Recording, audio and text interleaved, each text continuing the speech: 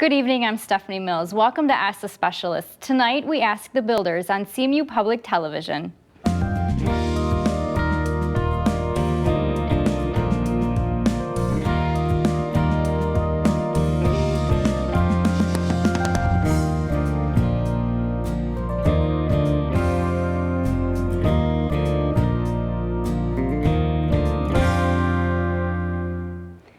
Welcome back again. Tonight we're asking the builders, and for you at home, if you have a question about home improvements or building a new home, this show is for you tonight. We are fueled by your questions this evening, and if you have a question for our guests, we have a few different ways for you to get those questions to us. You can call the 1-800 number on your screen right there. It's 1-844-975-3343. You can also post your question to our Facebook page at Ask the Specialists, or you can tweet us your question using the hashtag AskThe. So I want to start off with tonight by introducing our guests. I'm joined this evening with Jim Bruger with Bruger Painting and Remodeling in Mount Pleasant, and with Andy Tyson with Konwinski Construction in Mount Pleasant.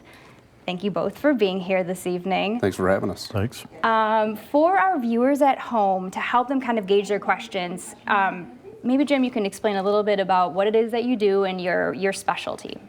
My specialty is basically painting, interior and exterior painting. I do remodeling. I'm a licensed contractor for remodeling. And I don't get into the construction part of it. I leave that to Andy. Gotcha. Okay, thank you. And Andy?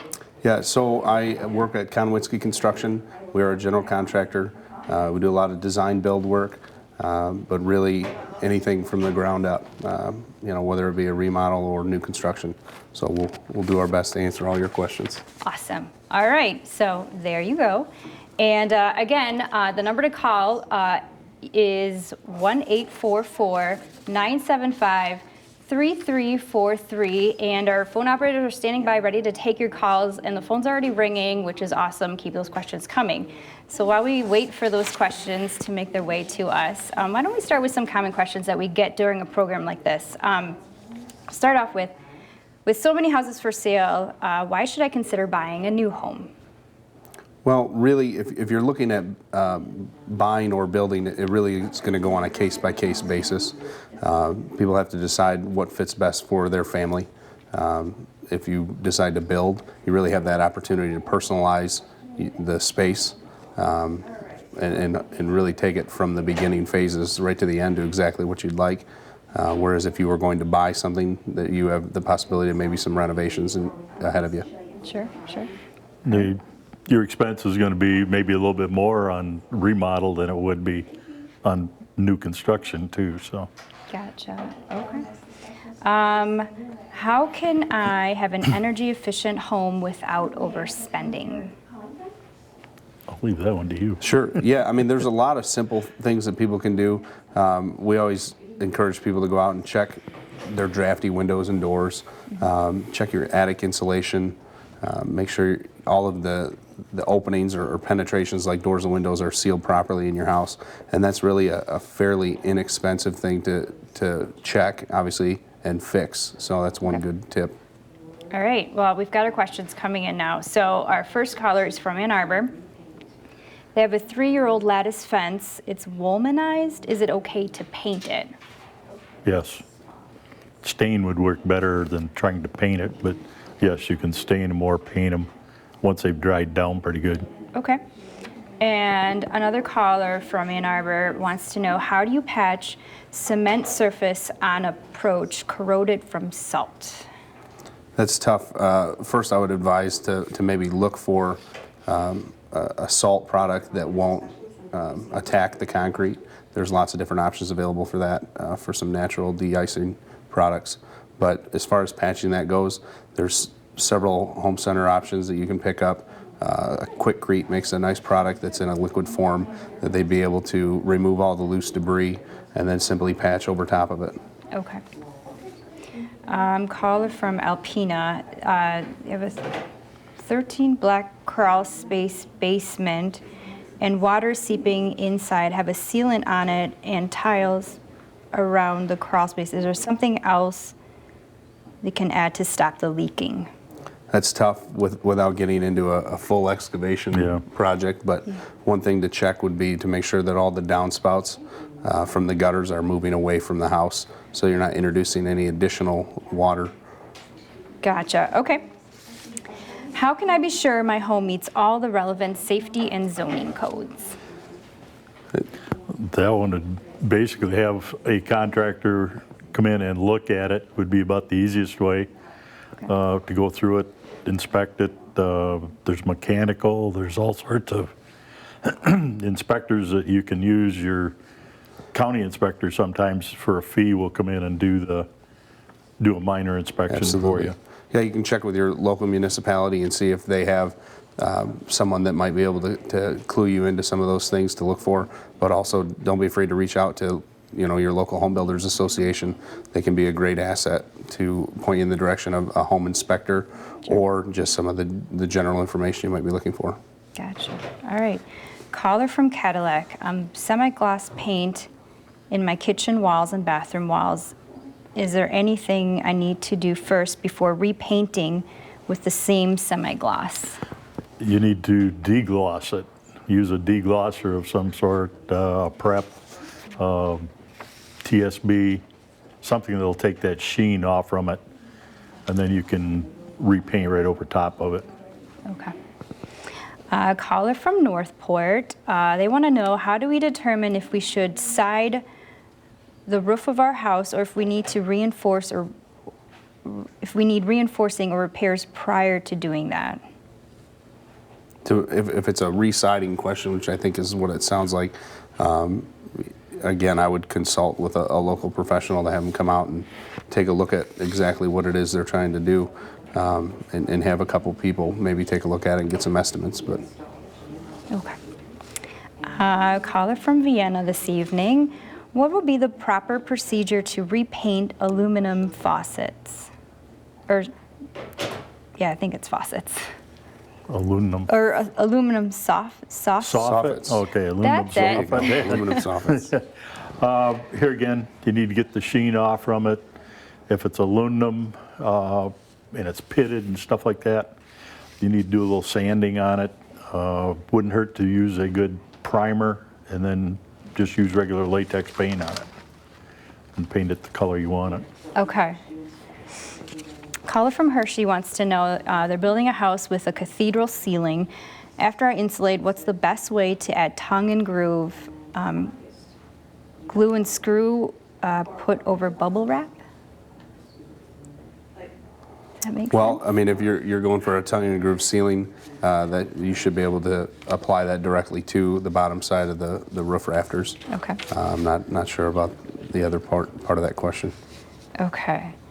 Caller from Mount Pleasant. Any plans or no projects for people who want to live off the grid? They're interested in building a new house but want it to be net zero. That is becoming more and more popular. Yeah. Okay. Really, the best resource I would steer them to is to get online and look at some options. There's wind and solar options available. Okay. It is a big undertaking to go completely off the grid and net zero. So. All right. And it's expensive to do that too. So. It is. Yeah. Gotcha. Okay. We actually have a question from social media now, from our Facebook page. How often should someone repaint the interior of a house? When you get tired of the color. There is no time limit on your interior because most of your paint's dry. It'll stay there. If it starts flaking or something like that, then it would be the time. But basically, when you're tired of the color and want to change. It's just time to change. Okay. Caller from Mansalona wants to know, what are some of the pros and cons of a poured versus cement block flooring? I'm assuming that's referring to walls. The walls, and not flooring. But a poured wall is a good quality product, as well as a masonry wall. Okay. It can be a personal preference. Poured walls get formed up and poured, and a little bit more instant gratification. Mm-hmm. A block wall is a tried and true option. I always recommend to core those block walls solid, along with reinforcement per code and standards. Reinforcement's really important in that stuff, either wall. Absolutely. Okay. Caller from Sheboygan wants to know, do you need a permit to build a 16 by 16 deck on your house? In most jurisdictions, the answer would be yes, but obviously we recommend consulting their local municipality. They can verify that for them. Okay. And caller from East Jordan, they have a crawl space with dirt floor with 6 vents. Should I cover the vents? Should I insulate the bottom of the living space? And what way should it be placed? Normally there, you would insulate the sidewalls, not necessarily the floor. You would insulate the sidewalls from the bottom of the floor to the ground. Should have visqueen down on the bottom, and it wouldn't hurt to have a small stone down. But the sidewall insulation's your important part there. Got it. Okay. Where can I research how much different renovation projects might cost? That's a very subjective scenario because it really depends on what you're going to do. Okay. But again, online is a good option, or try and consult your local professionals. If you have a general idea of what the project is that you're trying to accomplish, they should be able to point you in the right direction. I take a lot of calls on a daily basis. People call or email us asking us questions. I want to remodel a bathroom. What's going to be my budget? There's lots of resources for that. Okay. We have a caller from Petoskey. They want to know, they have a flat rubber roof. I use latex paint and it's peeling. Is there something else other than paint that I could use? On a rubber roof, there are some products that are made for rubber roofs, vinyl roof, rubber roof. Latex paint is not one of them. Gotcha. Okay. All right. Caller from Ossining. I'm building a duck house with a roof that has a 4 to 12 pitch. Suggested I put an ice and water shield under shingles. Is that necessary? Yes. It's a very good option. Ice and water shield is required by code to be 3 feet inside of the vertical plane of the exterior wall. Okay. In most cases with a narrow overhang that typically equates to 2 rows of ice and water shield, but it's really cheap insurance because ice and water shield is a self-annealing product, so as the shingles are nailed down, it's going to secure around that and really help to combat future leaks. All right. All right, we have a caller from Madison Heights. It's kind of a long question, but I'll try and get through this. In March, they had a new hot water heater installed, and the pressure was low. They said it's fine. Then in August, it flooded, and they installed a new one, and it's still low. Should I call a different installer to fix this? Yeah, unfortunately, if they're struggling with the water heater, I mean, it's not really our forte, but on something like that, I might try and reach out to the manufacturer and see if they have any suggested quick fixes. Sure. Sometimes on something like that, they might have a quick thing they could check, but I wouldn't necessarily give up on the original installer. Try and work with them to resolve the issue. They should be willing to help. Sure. We have a Twitter question. Our house has settled and nails are popping and cracking. How can we fix that? If they're talking interior, the easiest way to do is drive the nails in and re-drywall is about the easiest way to do it. Sand it down good, prime and paint. Gotcha. Pretty typical too. Yeah. As we cycle through the seasons. Yeah. While our seasons are beautiful here in Michigan, they also obviously cause some stress on our buildings. Everything's expanding, contracting as the seasons change, so it's not an uncommon Is that kind of where issue. those rips that come from too, like in doors, kind of on the corners there, you'll have like a rip Yep. that kind of shoots off? Yep. Okay. I don't have those or anything. I call it from Fountain. They're in an old house with bedrooms. Is there a way to insulate roof rafters without tearing apart the ceiling? There's lots of different options for insulation. I would look to, again, encourage them to contact a local insulation contractor. Sure. They should be able to come in and maybe drill some small holes and maybe blow a cellulose or a fiberglass insulation in. Okay. Caller says, my house is built on sand, 3 bricks up with foot long, no rat wall. How big of a project am I anticipating? Does that question make sense? We can move on. Okay. Doesn't make sense. Okay. I have a home built in the 60s, and I'm wondering if I could have the ceiling raised. It currently has rafters in the ceiling. If it's I think they're maybe thinking of a cathedral ceiling. There's some options there, but that's going to require a structural engineer Sure. to take a look at that because it's going to be a major undertaking, but definitely something that could be done. Because you have to look at your load that's on your roof, on your ceiling. Make sure everything is engineered so that it holds the weight. You don't have it coming down on you. Sure. Okay. Caller from Lucas. I have a foam inside and out with 6 inches of cement in a new house. Good windows, but it's cold. Short of turning up the heat, how can I make it warmer? It's always cold. Again, we kind of talked about that energy efficiency early on, checking those openings, doors and windows, make sure that there isn't a hidden draft somewhere. Also, insulation at the foundation level is another critical item. The bond beam, where your rafters sit or your floor joists sit on top of that foundation wall, is another key area where a lot of heat loss could be occurring. And again, maybe attic insulation. Sounds simple, but could be another culprit. Okay. We have another social media question, a Twitter question. They want to know, do you anticipate the cost of geothermal energy coming down? Eventually it will, but it may take some time right now to come down. Yeah. There's not a whole lot of people using it yet. There's quite a few in the Mount Pleasant area. There are several that I know are using it, but the I think it's drilling of a gaining, well. it's gaining some momentum Yeah. as people look to explore those more energy efficient options.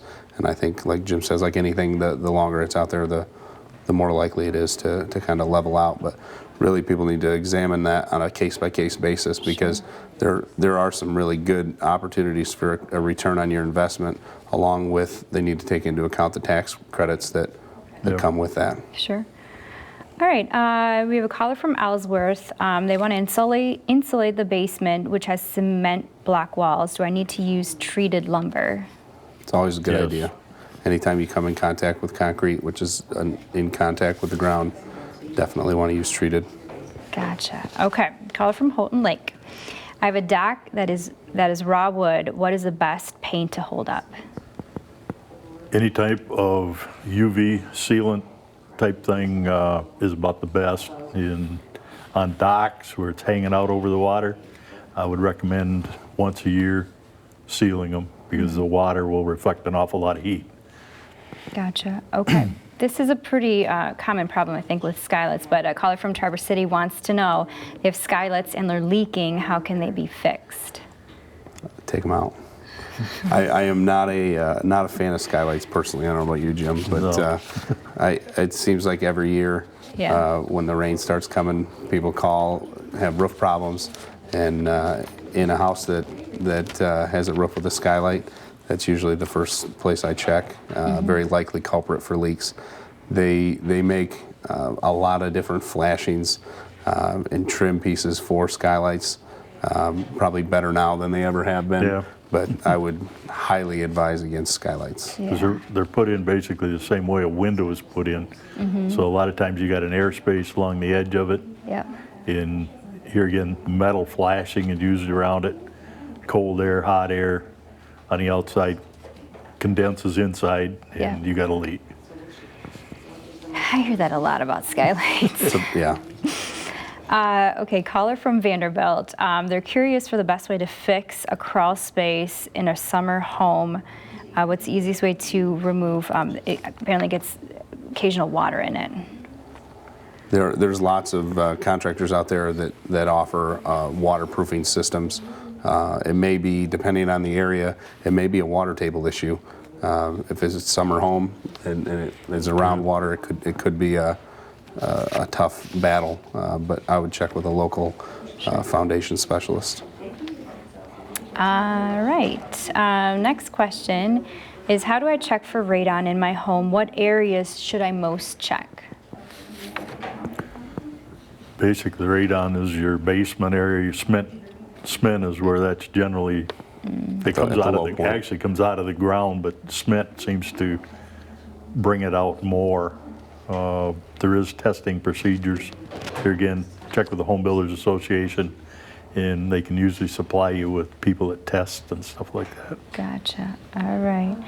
Caller from Boyne City. I have insulation and I want to install in my home, and wondering which side of the insulation goes against the inside of the house or the outside of the home as the outside of the home. Okay. Yeah, I'm assuming they're referring to a craft face paper back insulation, Sure. and that craft face would go to the interior, and the open side would go inside the stud wall. Okay. All right. What are some inexpensive weekend DIY projects that I can do to help update my house? Painting is one thing. Check around your windows. You may have to pull some moldings off from around your windows, see if you got air spaces in there. Sure. Get low density foam, spray foam you can put into them. Seal them up. That helps a lot of times. Depending on the age of your windows, replace windows off and on till you get a little better grade of windows, a little more insulation to them. Sure. Landscaping is always something that I encourage people to take a look at. Oh, that's a good one. It's something they can do, kind of get a good feeling about a nice weekend project, and you got something to show for it at the end. Makes a big change. Absolutely. That's a good one. All right, we have a caller from Millbrook. They want to know, why don't they make it law that you have to build your land, that you have to have your land surveyed before you build? It's a great question. That can cause some serious issues. Yeah. It's definitely something that should be looked at, but that's something we always encourage people to do. As you purchase property, you're going to have that original deed and have everything certified from the mortgage company. So that's something you want to hang on to anytime the property transfers ownership. But most of the time, the local municipalities are going to require a verification of the property lines, and so that's really the time to check. Gotcha. All right, we have a caller from McBain. They want to know, I want to run 220 to my garage. Is there an easy way to do that? A 220 converter, I think. Confer with an electrician would be the easiest way. Yeah, Okay. Because contact most of that them. wiring should be in a tube. That way it's easy to pull and stuff like that. Electrician's the one that handles those. All right. Okay. Caller from Sheboygan wants to know, what is the most hardest species of wood that you can purchase? Hardest type of wood, I guess, that you can purchase. Lots of different options there. There's some exotics like Ipe, ironwood is what it's commonly referred to. It's a nice hard product, but more readily available would be something like maple or hickory. Maple, oak, hickory, those types. And most of your lumber companies, supply companies, have that type of stuff in stock. Okay. Caller from Livonia.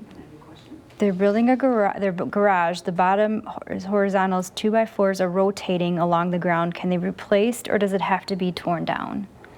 That's something that they could try and reattach, resecure with maybe a concrete screw called a Tapcon, or even like a wedge anchor. They'd have to drill it out with a hammer drill, Sure. and then set new anchors, and hopefully that would help work it out. Okay. Caller from Reed City. They have a crack in the basement pair wall about 8 feet high, about 8 eighth of an inch wide. How do you repair that, or who should I call? Definitely recommend contacting a professional on that. You want to address that issue before it becomes a larger problem than it sounds like it already is. But someone would probably come in and assess whether or not that's a total failure that needs to be completely replaced, or if a repair can be made. But they do something to fill that gap and then seal it up so they don't have a water leak issue. And if you're seeing that on the inside, it's a good possibility it is on the outside also. Yeah. So you need to have that whole area checked. Gotcha. Okay.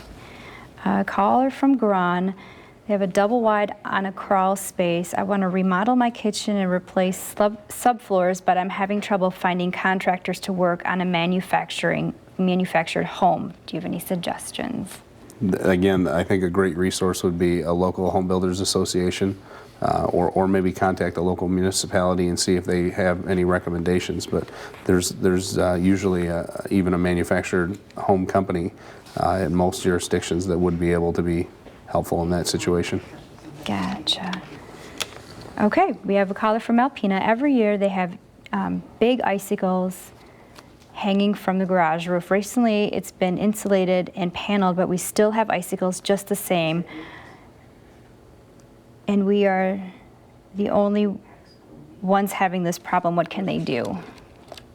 Before we talked about that ice and water shield, that really is a critical item because it offers that additional protection to prevent the ice from damming up like that. Sure. One temporary fix would be like a heat tape.